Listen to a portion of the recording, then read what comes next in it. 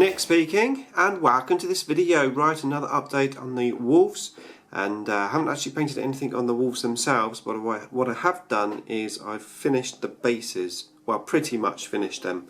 So let me show you what I've done. So I'm using the same resin bases as in the first unit. I've put a few bits and pieces onto the bases which I showed you previously, but just take a look at them now they're finished. So what I did is I worked out which bases I'd put bits on in the first unit, and then I did the opposite. So in the first unit these 5 had bits on and these 5 didn't. And I've done the bits on the bases so I can effectively take the unit of 10 and break it down into 2 units of 5 if I need to. So yeah, on this one here we've got the little wolf symbol, all broken and sort of beaten up.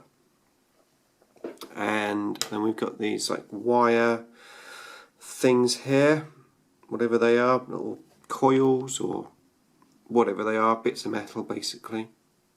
So that's there. This is the only base which is not totally finished. I've base coated and washed the helmet, but I've still got to highlight it and weather the helmet. I'm going to do that when I do the rest of the wolves, because that's the next stage, is to do the grey highlights on the rest of the unit. Got this one here with his little frag grenade and a few extra rocks. And this one here, which originally I thought was an Aldar thing, bomb, but there's actually an Imperial Eagle on there, so I'm assuming it's probably Imperial Guard or something, I don't know. But that's how that's looking. And as I said, the other ones just don't have any bits on, so they're just normal. So eventually I will obviously work out which bases go with which minis and drill some holes in there and pin them on, and that is why I've pinned them into these corks. So just in case you are interested, basically all I did was drilled out a little hole into both of the feet. This is just a paper clip, glued in with super glue and then clipped off. And these are just corks, and they just push in. Now these are genuine corks, they're not the plastic corks.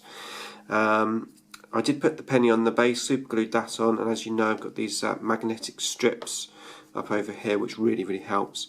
But yeah, when it comes to time to pinning them to the bases, I'm just going to basically clip off the pin, leaving about that much in the foot, and then I shall drill out some holes and pin them with some super glue onto the resin bases. So talking of bases, once I finish this unit I'm going to be painting up the Wolf Lord character. Now I'm just wondering at this stage what size base the Wolf Lord should go on, because obviously my normal troops are on these 32mm bases. Now the Wolf Lord effectively is the same size as just a normal man, so do I put him on the 32mm base as well, or do I go bigger as he's obviously an independent character, maybe Terminator size base, slightly bigger? I'm not really sure on that, to be honest with you, so I'd really appreciate any feedback on that. If you could stick that in the description, in the comments, that would be awesome, thank you.